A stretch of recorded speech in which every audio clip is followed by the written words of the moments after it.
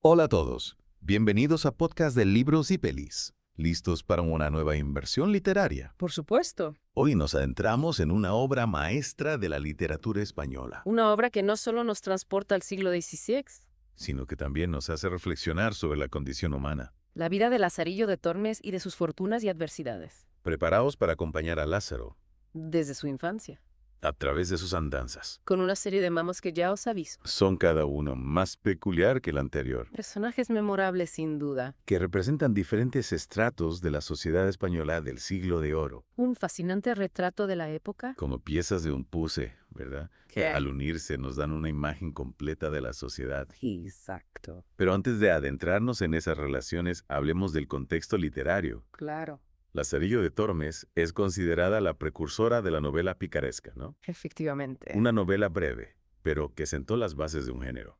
Que se convertiría en seña de identidad de la literatura española. ¿Y qué características definen a la novela picaresca? Bueno, en primer lugar, su realismo. Realismo, La novela picaresca nos presenta un mundo sin adornos. sin idealizaciones. Un mundo donde la pobreza, el hambre, La lucha por la supervivencia, son el pan de cada día. directa al grano, ¿eh? Exacto. Y todo esto lo vemos a través de los ojos del pícaro, El protagonista, que nos cuenta su historia en primera persona, con un lenguaje directo a menudo salpicado de humor. y sarcasmo, Esa perspectiva del pícaro, ese punto de vista desde abajo, desde la marginación. es una de las claves del éxito del género. El pícaro, con su astucia, Su capacidad para engañar. para sobrevivir en un mundo hostil, Se convierte en un personaje con el que es fácil identificarse. incluso hoy en día, Todos nos hemos sentido en algún momento como Lazarillo, obligados a usar nuestro ingenio. para sortear las dificultades, Y esa estructura episódica, como pequeñas historias independientes. pero que juntas nos muestran la evolución del personaje. Cada encuentro de Lazarillo con un nuevo amo. Es una lección Una experiencia que lo va transformando que lo va curtiendo. en la dureza del mundo. Y hablando de dureza, la infancia de Lázaro no tiene nada de un cuento de hadas. Imagina nacer en la pobreza, A orillas del río Tormes, en Salamanca, un entorno humilde. que marcará profundamente al joven Lazarillo. Su padre muere cuando él es pequeño. Un hombre de mala vida. ¿Y su madre? Para sobrevivir. Se ve obligada a tomar decisiones difíciles. ¿Qué tipo de decisiones? La madre de Lázaro, desesperada, Acaba entregándolo a un ciego. para que le sirva de guía. Y así comienza la aventura de Lazarillo, Un viaje iniciático, en el que aprenderá a desenvolverse en un mundo hostil. a base de golpes. Ese primer amo, el ciego. No aparece el mentor más amable. Desde luego que no. El ciego es avaro. Y cruel. Se convierte en una especie de maestro en el arte de la supervivencia. A cualquier precio. Le enseña a Lázaro a agudizar el ingenio, A engañar para conseguir comida. a desarrollar esa astucia que será su sello. Es irónico, ¿no? Irónico. Que un ciego le enseñe a ver la realidad del mundo, A comprender las reglas del juego. aunque sean injustas. El ciego, a pesar de su ceguera física, Posee una visión aguda de la naturaleza humana. una visión que transmite a su manera. El Lazarillo. Es como si le dijera, este es el mundo en el que te ha tocado vivir. Así que aprende a sobrevivir en él. Exacto. Y Lázaro, como buen aprendiz, Absorbe esas lecciones, a veces con dolor. a veces con ingenio. Lo interesante es que, Aunque la relación entre el ciego y Lazarillo está marcada por la crueldad, por el abuso, también hay momentos, en los que se vislumbra una extraña forma de cariño, una especie de vínculo paterno-filial. distorsionado por las circunstancias. Sin duda, una relación compleja. Y ese primer encuentro con el ciego marcará profundamente a Lázaro en su camino. En su camino con los siguientes amos. Sin duda. Sin duda, el ciego es un personaje clave en la formación de Lazarillo, pero su aprendizaje no termina ahí. De hecho, cada amo que encuentra en su camino representa un nuevo desafío, una nueva lección sobre cómo funciona el mundo. Es como si cada amo fuera una etapa en el viaje iniciático de Lazarillo, una prueba que debe superar para seguir avanzando. Exactamente. Y después del ciego, Lázaro se encuentra con un clérigo, un hombre de iglesia que en teoría debería ser un modelo de virtud y caridad. Pero conociendo la novela me imagino que la realidad será bien distinta. Efectivamente, el clérigo resulta ser aún más avaro que el ciego obsesionado con el dinero y las apariencias trata a Lazarillo con una mezquindad que roza lo inhumano. Es curioso, ¿no? Que sea un representante de la iglesia quien encarne la avaricia de una forma tan extrema. Es una crítica bastante mordaz a la hipocresía de la época, a la corrupción que se escondía tras la fachada de la religiosidad. ¿Y esa crítica, crees que solo se limita al siglo XVI? ¿O podría aplicarse también a nuestra sociedad actual? Bueno, la novela nos invita a reflexionar sobre eso, precisamente. ¿Acaso no existen hoy en día personas que se escudan en la moral o la religión para justificar sus propios intereses? Es una pregunta que da que pensar. Y volviendo al Lazarillo, ¿qué aprende de este encuentro con el clérigo?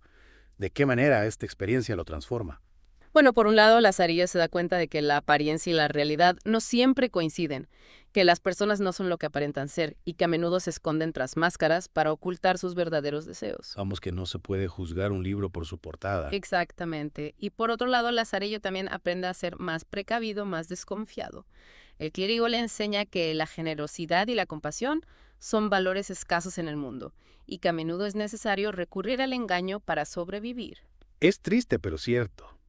Y después del clérigo, ¿a quién le toca el turno? ¿Con quién se encuentra el Lazarillo en la siguiente etapa de su viaje? Con un escudero, un personaje que a primera vista parece pertenecer a una clase social más elevada que los anteriores amos. Un noble, quizás. Alguien que al fin podría ofrecerle a Lazarillo una vida más digna, ¿no? Eso es lo que Lazarillo cree al principio. Pero pronto descubre que las apariencias engañan y que el escudero, aunque se esfuerza por mantener las formas de un noble, en realidad vive en la más absoluta miseria. Vaya chasco.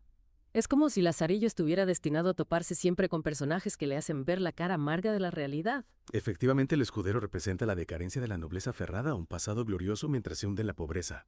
Es un personaje patético, pero también entrañable, que despierta en Lazarillo una mezcla de compasión y desprecio. Y a nivel simbólico, ¿qué representa este encuentro con el escudero? ¿Qué nos dice sobre la sociedad de la época? Bueno, por un lado nos habla de la importancia que se daba a la honra y al linaje incluso cuando la realidad material contradecía esa imagen. El escudero, aunque esté hambriento, se niega a trabajar o a pedir ayuda, porque considera que eso mancharía su honor. Es como si estuviera atrapado en una prisión de apariencias, incapaz de liberarse de las convenciones sociales. Exactamente. Y por otro lado, el escudero también nos muestra la superficialidad de un sistema que valora más las formas que el fondo.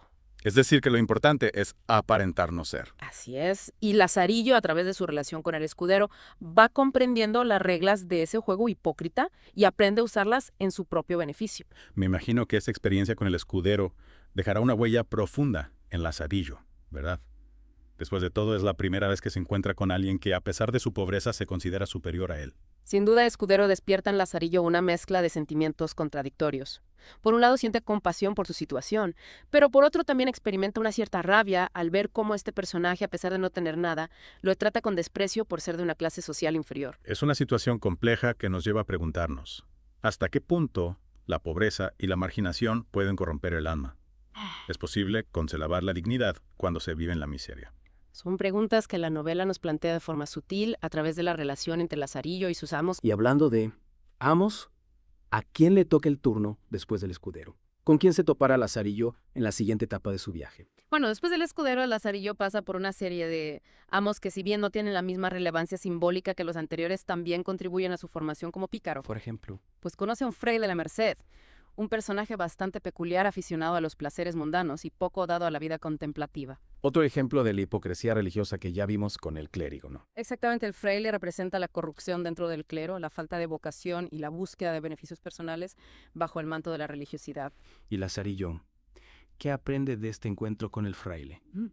¿Qué nuevas lecciones le aporta a este personaje? Bueno, por un lado, Lazarillo ve que la religión puede ser utilizada como una máscara para ocultar otros intereses. El fraile, en lugar de dedicarse a la oración y la caridad, se pasa el día callejeando y buscando oportunidades para enriquecerse. Es decir, que la fe puede ser un negocio como cualquier otro. Así es. Y por otro lado, Lazarillo también aprende a ser más pragmático, a no dejarse engañar por las apariencias de santidad. Es como si cada amo le fuera quitando una capa de ingenuidad, obligándolo a ver el mundo tal y como es, con sus luces y sus sombras. Exactamente. Y después del fraile, Lazarillo conoce un buldero, un vendedor de bulas que se aprovecha de la fe de la gente para estafarla. Otro personaje encantador.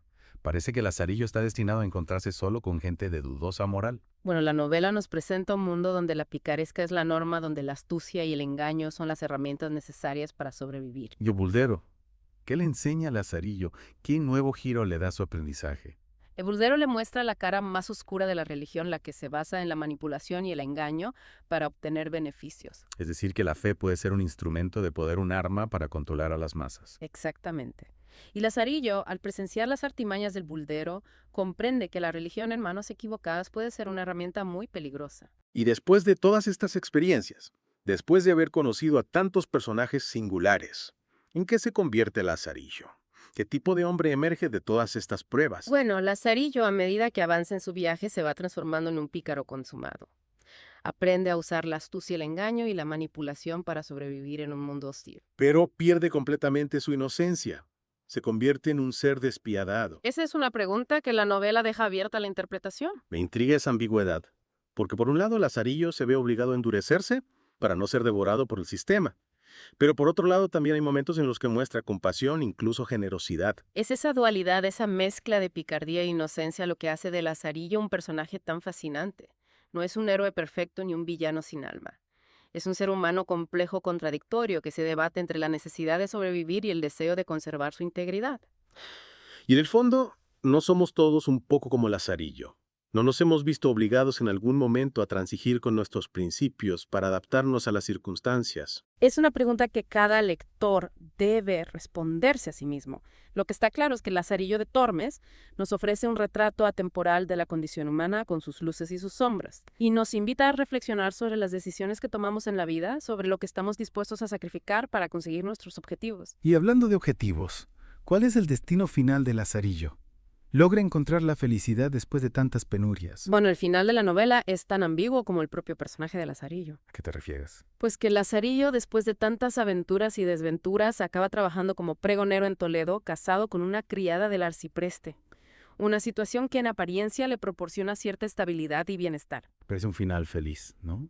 Al fin, después de tanto sufrimiento, Lazarillo encuentra un lugar en el mundo. Sí, pero hay un pequeño detalle que complica las cosas. Y es que se rumorea que la esposa de Lazarillo es la amante del arcipreste. Vaya. Eso cambia un poco las cosas, ¿no? Parece que la felicidad de Lazarillo tiene un precio. Exactamente. Y lo más interesante es que Lazarillo, consciente de los rumores, decide ignorarlos y aceptar la situación. Es una decisión que ha generado mucha controversia a lo largo de los siglos, ¿verdad? Algunos lo ven como una muestra de cinismo, de que Lazarillo ha renunciado a su dignidad. Otros, en cambio, lo interpretan como una forma de pragmatismo de adaptación a un mundo donde la moral no siempre tiene cabida. Es cierto, el final de Lazarillo de Tormes nos deja con muchas preguntas sin resolver. ¿Es Lazarillo feliz en su nueva vida? ¿Ha encontrado la paz interior a costa de sacrificar su honor? ¿O es víctima de un sistema corrupto que lo obliga a renunciar a sus principios para sobrevivir? Son preguntas que cada lector debe responderse a sí mismo.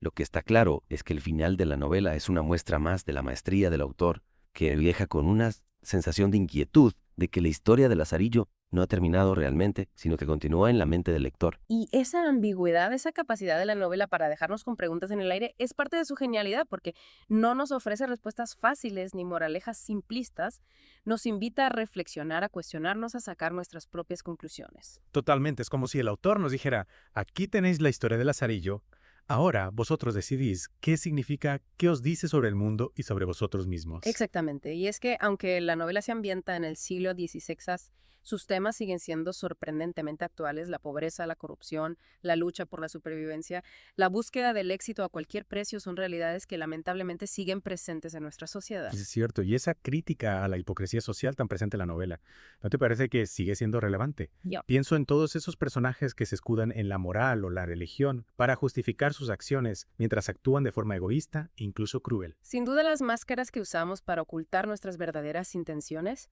la obsesión por las apariencias, el doble rasero moral, todo eso está presente en el mundo actual, tal vez incluso más que en el siglo XVI. Es una idea inquietante, pero creo que tienes razón.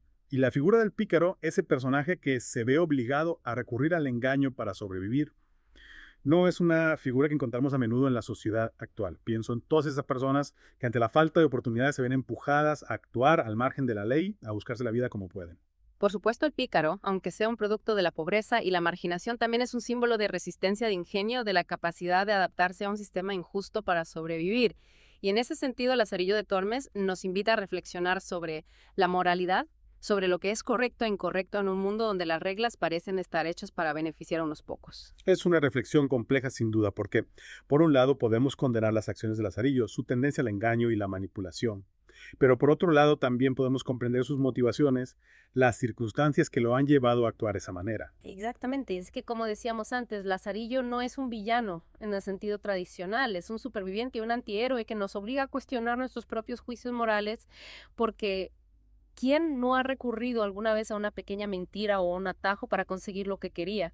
¿Quién puede decir que en la misma situación que Lazarillo no habría actuado de la misma manera? Son preguntas incómodas que nos obligan a mirarnos al espejo y a reconocer nuestra propia fragilidad, nuestra propia capacidad para el bien y para el mal. Y creo que esa es una de las grandes virtudes de Lazarillo de Tormes. Su capacidad para confrontarnos con nuestra propia hipocresía, para hacernos dudar de nuestras certezas. Totalmente de acuerdo, no es una lectura fácil, nos confronta con realidades crudas, nos muestra la cara oscura de la condición humana, pero al mismo tiempo nos ofrece una visión lúcida y crítica de la sociedad y nos invita a buscar una forma más justa, compasiva de vivir. Y para terminar, quería volver a ese final tan ambiguo, tan abierto a la interpretación. ¿Qué mensaje crees que nos deja el autor con la decisión de Lazarillo de aceptar su situación con su esposa y el arcipreste? Es una pregunta que cada lector debe responderse a sí mismo. ¿Es la resignación de Lazarillo una derrota, un signo de que ha perdido su alma en la lucha por la supervivencia? ¿O es una forma de sabiduría de aceptar las imperfecciones del mundo y encontrar la felicidad en las pequeñas cosas? No hay una respuesta única, cada uno debe encontrar su propia verdad en la historia de Lazarillo. Me gusta esa idea de que la novela no nos da respuestas, sino que nos plantea preguntas, nos invita a seguir reflexionando, a seguir buscando.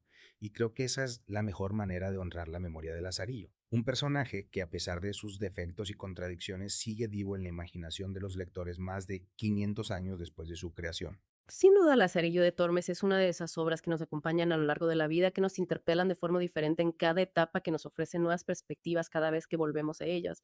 Y eso es lo que las convierte en clásicos, en obras maestras que trascienden el tiempo y el espacio. Totalmente de acuerdo. Y con esa reflexión creo que podemos dar por concluida esta inversión en el mundo de Lazarillo de Tormes. Espero que os haya gustado el viaje, que os haya hecho pensar, que os haya despertado la curiosidad por descubrir o redescubrir esta obra fascinante. Ha sido un placer compartir este rato con vosotros hablando de una novela que, a pesar de su aparente sencillez, esconde una profundidad y una riqueza que siguen sorprendiéndonos. Y a vosotros, queridos oyentes, os animamos a que leáis la novela, que os dejéis llevar por la voz de Lazarillo, a que os cuestionéis, a que saquéis vuestras propias conclusiones, porque, como hemos visto, Lazarillo de Tormes no es solo una novela, es un espejo en el que podemos ver reflejada nuestra propia humanidad con sus luces y sus sombras. Hasta la próxima y que la lectura os acompañe.